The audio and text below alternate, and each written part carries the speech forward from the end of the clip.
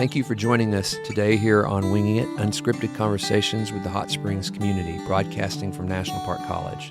The intent of this NPC podcast is to have informal conversations with different community members as a way of understanding their work in our region and highlighting their connection with the college. Welcome, everyone. I'm your host, Wade Derden, president of National Park College. Joining me today is local artist and director of Cutwell for Kids, Anthony Tidwell. Welcome, Tony. Glad you could be here. Thank you for having me. Well, I'm glad you're here. So I wanted to sort of talk about what you do in the community and Cutwell and other things like that. But before we get started, let's sort of begin by giving you an opportunity to introduce yourself to our listeners in case they don't know who you are. Okay, great. I'm Anthony Tidwell. I'm the founder of Cutwell for Kids. And at the moment, I'm the prevention specialist for Hot Springs School District. And as a prevention specialist, my specialty is to prevent the onset of a substance use disorder. Okay. So we're there to prevent substance use, raise awareness on prevention days such as Red Ribbon Week, and also build strong relationships where they can come talk to me about it. Oh, well, that's cool. That's a good job. I know that's important to just the community in general to have people like you in the schools. Yes, and I know this. People know me as an artist and Cutwell for Kids as an art program, right. But it was built to save the youth from negative behaviors. Right. So I started doing a lot of research, and Mark Howard, he was the executive director of Ouachita Children's Center at one time, and he saw what I was doing in the community. He thought, hey, Mr. Tidwell, you're doing the work already. How about putting some education behind it? And I took him up on it, and it's been a bright future ever since. Yeah. Well, that's cool. I do want to talk about Cutwell for Kids for sure. Before we do, though, I'm just curious. You're a Hot Springs native. Yes, sir. Right? Yeah. All right, good. You know, I was thinking about, I guess a couple of my guests have probably been Hot Springs natives, but I know you are for sure. And so I was curious about your connection with this community and how that kind of led you to where you are today. Oh, that's glad you asked that because people want to connect the dots. Yeah. Well, my grandfather came back from World War II. He's originally from Ralston, Arkansas. Okay. But he was living up north, went to war, and when he came back from war, he came to Hot Springs. And him and his new wife bought some property on Silver Street. Now, this is like 1948, right? 1950. And him and his new wife, my grandmother, opened up a barbershop and a restaurant. And that location is the Cutwell for Kids studio today. Oh, okay, cool. Yes, and that building, a lot of the elders in the community know the connection, but a lot of information is being left out. But I'm glad to be here today to even talk about it because that location is on the Green Book. At one point in time when my grandfather was here, the ethnic population, when they was traveling, they only had a few stops they can go to.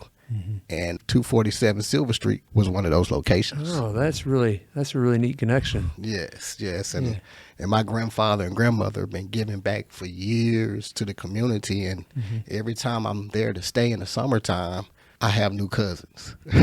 Right. So they would take in neighborhood kids and raise them as their own. Oh, wow. And so we got a very large and dynamic family right now. Well, I imagine. You know, our listeners may not be familiar with the Green Book, so why don't you explain what that is a little bit? It's a traveler's guide. You know, at those times, the culture was different, and you want to be comfortable where you go. Yeah, some places may not be as safe as others. Exactly. I get it.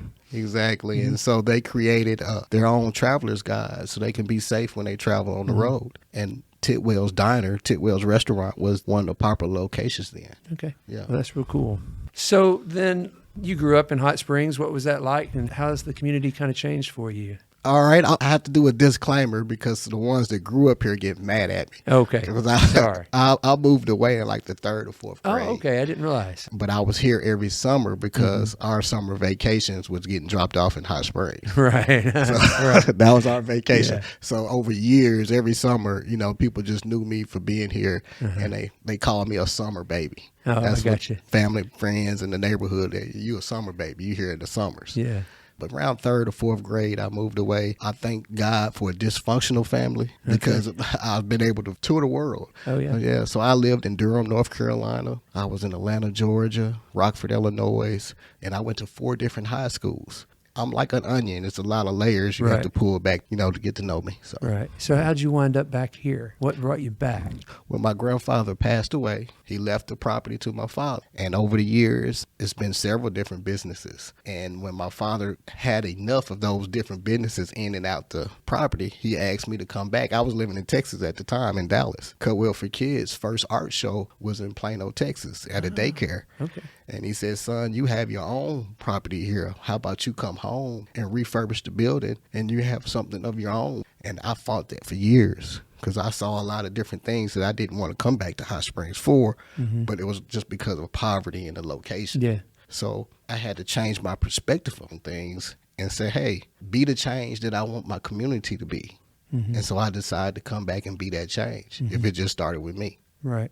That's a great story. And so now you have the property, and that's where you established Cutwell. So why don't you tell us a little bit more about it now? All right, Cutwell for Kids. My last name is Tidwell, but my grandfather went to barber school. That kind of inspired me to go to barber school because I always could draw, and I wasn't making any money drawing pictures and on my friends' clothes at the time. So I decided to take up my art skills and drawing in people's head. I said, why don't you go to barber school? So I went to barber school. The owner of New Tyler Barber College, his name is Mr. Bryant. My first haircut out on the floor, when I'm there, my first time getting on the floor cutting somebody's hair, and I was already familiar with cutting hair. I grew up around it.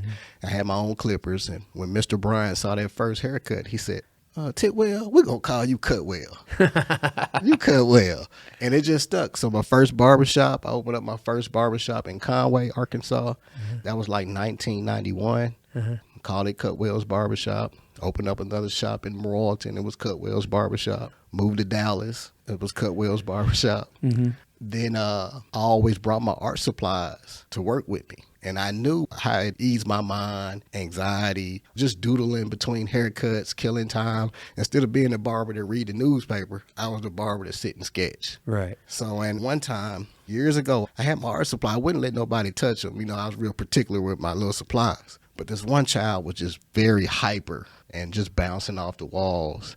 And he ended up grabbing my pencils and coloring pencils and my paper, and he'd be just quiet. Didn't move, sat there the whole time, and a light bulb went off. Right. I said, that's a need, and a child could actually benefit off of it. Like medication that ease your mind and get you to focus, like Adderall. Hey, if you got a talent with art, that's better than medication. Yeah. That's really cool. And that's how Cutwell for Kids started. I saw myself in my customers' kids when they come to the barbershop. And they couldn't be still unless they had a pencil in their hand. Right. That's interesting. I've always, since I've been in education, I've always kept a coloring book and crayons in my desk. Yes. Because, students sometimes have to have their kids with them, and we need to talk, and or I have little hand musical instruments that some of them will play with or something, and they'll do their thing while we can have a quick conversation. So I get that. Exactly. Yeah. And I look back and I go to Purple Cow. I see little coloring pages. I'm like, oh, okay, yes. And then more and more research and studying have I done with my education. Not an art major, but I got an art degree from Arkansas Tech University. And then an early child education minor. I just started doing a little bit more research, connecting more dots. And it's a science to it. Yes, there is. It's a science to it. It's two sides of the brain. You got to have something that can cater to both sides. Everybody don't work the same. That's right. And so from there, you actually took your grandfather and grandmother's location, and now you've got a facility. So what do you do at the facility? It's only probably 700 square foot actual space that I use, but hey, we do a lot of great things. We do paint parties. I have instructional sessions in there. We have photography class in there, poetry nights, just so I can be self-sustaining, not dependent on grant funding or dependent on donors. I provide a service that we get paid for. And when the artists see that Cutwell for Kids also supplying a way for us to feed our family or young artists to purchase their own clothes for the school year, it just brings so much more substance to it. We provide a service to the community as far as arts and creativity, but we also provide a way to earn funds. Right. And I'm real big on being self-sustaining. Now that time's getting harder, I don't want to close the doors. I may minimize, cut back on some things, but we've been here for 10 years. It's 10 years, really? It's been that long? Oh, it'll be 11 years this year. And it's just a summer program, or is it year-round? It started out just being in the summer, 8 weeks in the summer. But the more and more interest, the more and more activities we started to do, I start opening up year-round, just following the calendar. Right. Yeah. How many kids do you think come through? Wow. Well, I just put it like this, okay? If we just count Art Springs, it's an event, a festival that Hot Springs put on every year, and I bring out enough supplies for like 500 kids. I have to go to the store and replace that in that weekend. So we service over 1,000 kids every year. Wow. That's just that one activity. Right. That's impressive. I need to put the number on it because the mathematical brains, they understand, can read that better when they can see the numbers. Yeah. But if you just go off of Art Springs, downtown Hot Springs, we service 1,000 kids every time we put on that event. That's really impressive. I knew that you were very active in that way, but I didn't realize that so many kids were impacted. That's pretty cool. And our reach is further than just Hot Springs. We had a collaboration with downtown Little Rock, and we put a mural together. They asked me to do a mural project for the students, for youth all across the state. We started online. We did a Zoom call twice a week before we actually did the in-person. After they chose the design, we probably had like 100 kids online.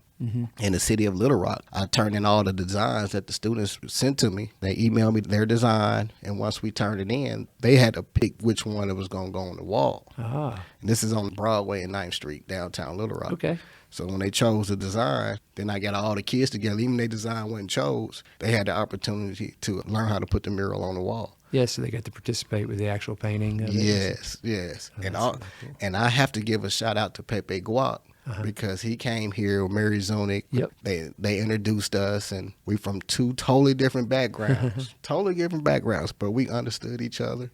Yeah. Once we started painting together, he come to the studio working with the kids. I mean, it was like we spoke one language, like music. Yeah. So, I had an opportunity to meet him. He seems like a really nice guy. Yes, and he has done some fascinating murals. Yes. So it's pretty cool that the kids got to interact with someone like him. Yes, it brought a different dynamic to 247 Silver Street for sure.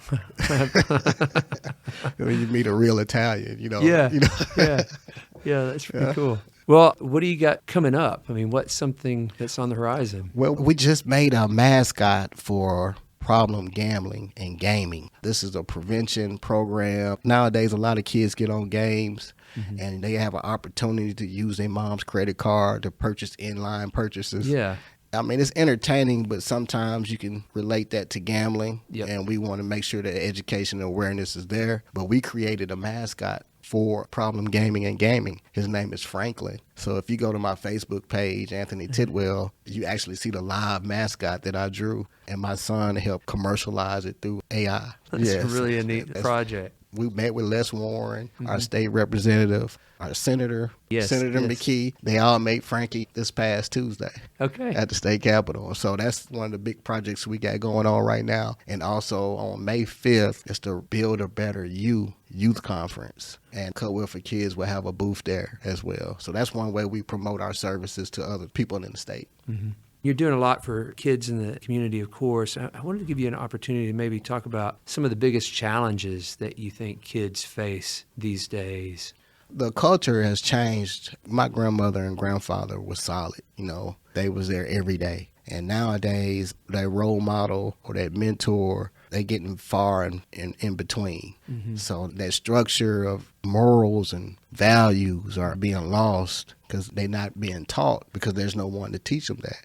How to iron a shirt, how to dress, the meaning behind that, not just prestige, but make you feel a different way on the inside, make you care about yourself. And I think a lot of the challenges are they missing that adult figure that really can show them how to maneuver in this world as they get older, and they have to figure things out on their own by getting punished. And more they get punished, it's harder and harder to heal from it. Right, and you just kind of get in a cycle. It's really interesting that you say that, Tony, because here at the community college, we, of course, interact with our employers a lot. And the number one thing that employers are looking for are sort of those soft skills that you're talking about. How to look someone in the eye when you're shaking their hand, how to answer a phone, how to even say goodbye and hang up a phone. Right. Just little nuances that you're right. We teach that in family settings typically, right? And so I see what you're saying. That family setting is not cultural competent to that.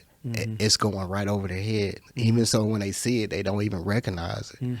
And but they're being judged or perceived by people that may give them a job in the future or may be able to help them out in the future, but they missing the boat. So it takes a learning curve that a teenager or young child got to go through in our neighborhood before they become a real adult, functional adult. Right.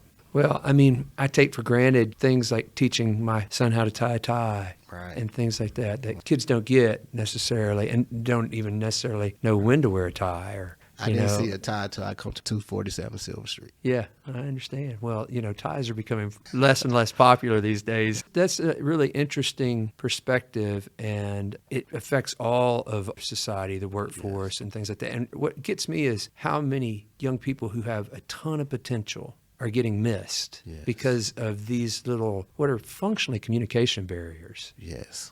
Not speaking the same language. It's almost like you're speaking two totally different languages. And you want the same outcome, but you just miscommunicating. And they don't know if they're doing anything wrong or not. Right. And it just keeps happening, and it makes you frustrated. And that's what C4K is about, public service, trying to give back to the community. Like on Tuesday, we wear a tie. Me and Mr. Big Daniel, every Tuesday we wear ties. We don't try to push it on nobody. We gonna wear a tie. That's right. And then the students walk around like, oh, why y'all got ties on today? I'm glad you asked. We doing it for you. Right. One day you'll wear a tie. Yeah. Yeah. That's cool. So how do you squeeze all that in with your full-time work? It's all one.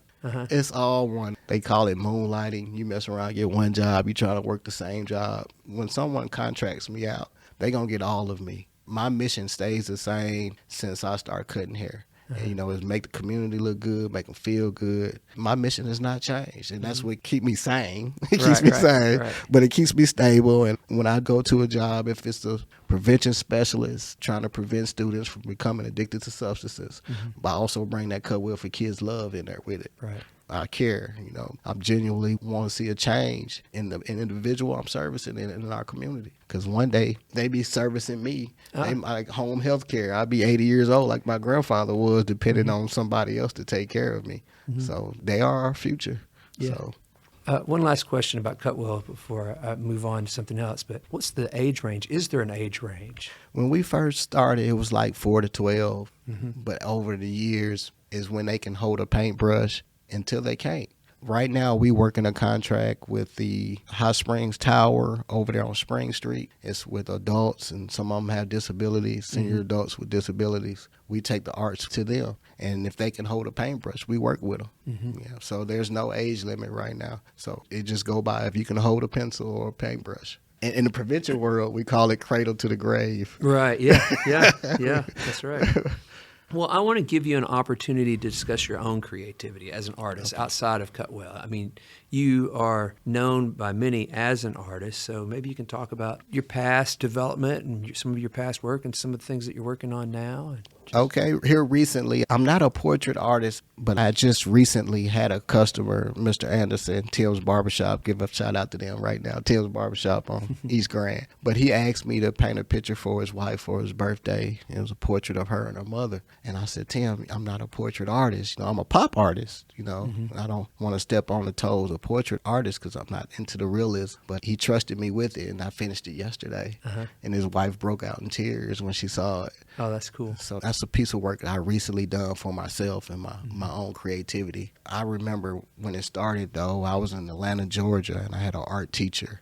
It was a rough time in the neighborhood that I was living in. It was tragic incidents happen all the time nowadays. You always hear about school shootings or something like that. But it was, I don't want to go in detail, but it was a tragic event that happened in Atlanta, Georgia in like 1979 and 80. And our art teacher came to our school and used art therapy to get us to talk and communicate how we felt about what happened. And man, I haven't stopped drawing since. Huh. Yeah, I haven't stopped drawing since. So I've been using it for my own therapy at times. Yeah. You've had a couple of accolades, right? I mean, Arkansas. Oh, yes. I'm sorry. Don't be modest. One of the, yes. The Arkansas Governor's Award. That's right. Yes, I won that. And that catapulted my career to another atmosphere, stratosphere that I would never been able to go on until I was introduced to the Arkansas Arts Awards. Yeah. And that was one of the milestones in my career. Also, I won the most creative prevention provider for the state of Arkansas. Oh, cool. And that's an award they never thought of it before. Like new award they gave out. Like, hey, Mr. Tidwell, I don't know, what are you doing so creative? We've never seen these type of things before and activities, but we got to give you some type of reward for it. And they call it the most creative prevention provider award. Well, that's neat. Yeah. And sounds well deserved too, based on some of the work you're doing for sure. They have like 8 different strategies to make a change in the community to prevent, negative behaviors. Mm-hmm. And one of those strategies, you use alternative activities. And that's when I start implementing my art for alternative activities. Right. So, and that's how I end up getting the most creative prevention provider award. That's really cool. Congratulations. When did you win the Arkansas Governor's Award? That was a couple of years back, wasn't it? That's that side of the brain that that's the number side. That's the number side I have a hard time with. It was probably like 4 or 5 years ago. Oh, has it been that long? Okay. Maybe like 2020. I think COVID messed all of us up. Yes, we can't tell time anymore. Pre-COVID, post-COVID. Yeah. It was pre-COVID era. Yeah. It was a pre-COVID era when I won the Governor's Award. Yeah. Okay, well, cool. So I always try to pull the college in somehow, and I just wanted to get your thoughts on what you think the role of the college is, or maybe what it should be in the community. Great question. National Park College and other colleges, I think you keep dreams at reach for students who have those barriers. Like I was saying earlier, it doesn't exist at the dinner table of future goals and aspirations because it's so far away they can't even touch it or if it's tangible. Right. But when you have a college in your community and you see it on TV, online, on social media, hey, it's at reach. Your dreams can come true if you put forth effort. National Park colleges should take it down all the barriers that stop people from achieving their goals by being here. The effort got to come from the individual, but the water is there. Mm-hmm. But you got to have the effort to get to it. But National Park College, by being here, you taking down barriers. Well, I appreciate that. That's a good perspective. It's certainly something that we at the college talk about a lot, is to closely examine how we operate on a day-to-day basis. And are those operations benefiting us and our workflow? Or are they benefiting students? Because we could do things to make our lives very easy, and anybody would do this in any kind of employment, not just at a college. But, you find routines that make work more efficient for you. Right. But are those efficiencies on our end actually creating barriers for students? And so we're trying to take a hard look here. We want people to be welcome here. Right? Because if you feel welcome, you're more likely to engage and participate and feel like you fit. Because college is scary. Correct. Yes. And if the college is in your back door, over the years, you'll have more people with education and with training, so it'd be more familiar to them. And National Park College is in the Hot Springs backyard. Their dreams is right there at reach. You just got to put forth the effort. Mm-hmm. I feel like every graduate is important to us, not just because they've accomplished a degree or met their dreams, but because they then go back into their community and relay to others, hey, I did this, you can do this too. That compounds as generations go by, more and more people, and you get more people able to meet their personal needs and such. And so to go back to something we talked about just a second ago about students or young people not having this skill set to maybe get the job that they want or things like that. Again, those are things that we can do to help them get there, and we want to, because if those young people are successful, we're all more successful. Yes. You're an extension to their family. National Park College is an extension of people's family in Hot Springs of reaching their goals. Yeah. We certainly want to be that. And we certainly want to have people out here. And, you're always welcome too. And bring your kids out here sometime and we'll let them get a chalk on the sidewalk or something, All right. Well, Tony, thanks for joining me today here on our Winging It podcast. I really appreciate it. I've enjoyed our conversation. Likewise. Yeah. Well, thank you, listeners, for spending some time with us today. As you know, new episodes are released monthly. And until next time, this is Dr. Wade Derden reminding you there is a place for you at National Park College.